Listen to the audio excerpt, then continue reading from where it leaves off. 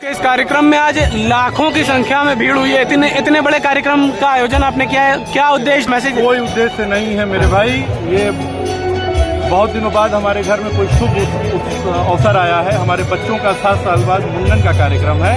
उसपे जहाँ पे हमारे संबंध थे, हमारे लोगों से संबंध थे, वो सभी लोग को आमंत्रित थे, वही लोगों की भीड़ दिखाई दे। पूरा क्षेत्र यहाँ पर आया हुआ है, आसपास के जिलों से लोग आए हुए हैं।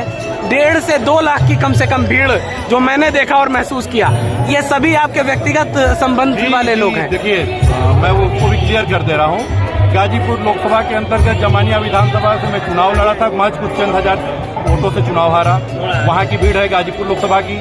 जहाँ आप खड़े हैं या बलिया लोकसभा के अंतर्गत मोहम्मदाबाद विधानसभा आता है, जहाँ मेरा पैतृक निवास है, तो बलिया लोकसभा की हो गई।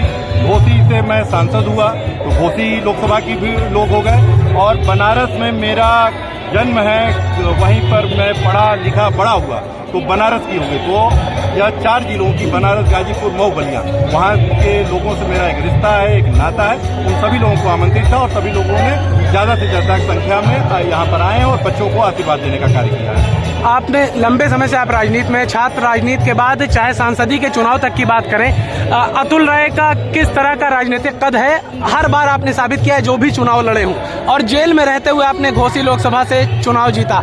आज का ये जो कार्यक्रम है, आम पूरा जो क्षेत्र तो उमड़ ही पड़ा है, इसके साथ जो दूसरे दलों के बड़े बड़े चेहरे हैं वो भी देखने को मिल रहे हैं। इसके पीछे क्या मैसेज? मतलब अतुल राय अभी तो बसपा में है, लेकिन हर दल स्वागत करने को तैयार नजर आ रहा है। नहीं, ऐसे कोई बात नहीं है। मैं बहुजन समाज पार्टी का एक कार्यकर्ता हूँ, बहन जी का एक सिपाही हूँ और बसपा में हूँ, बसपा में रहूँ। कहा जा रहा है एक तरह का शक्ति प्रदर्शन भी है ये चुनाव से पहले। गलत बात है, मैंने बता दिया ना कि 4 लोकसभा में मेरी अपनी न चाहते हुए भी लोगों से मेरे संबंध है और राजनीतिक संबंध है, व्यक्तिगत संबंध है। तो अगर मेरे यहाँ कोई शुभ का अवसर है, कोई दुख का रहता तो उसमें तो मैं निमंत्रित नहीं करता, जो लोग आते खुद आते।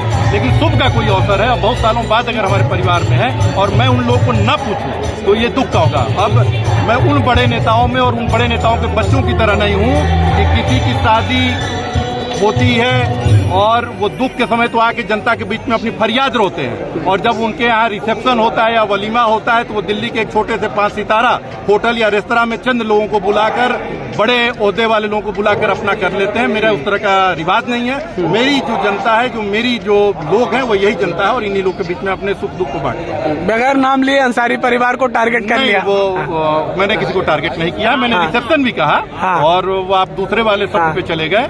तो रिसेप्शन भी कुछ लोगों के हुए होंगे। आप थोड़ा पूर्वांचल में बड़े चेहरों को देखेंगे तो पता चलेगा कि किसी के यहाँ शादियाँ हुई तो कहीं गवर्नर हाउस में केवल चंद लोगों को बुला के वहाँ पर हो गया, और कहीं वलीमा हुआ तो वो भी चंद लोगों को बुला के हो गया।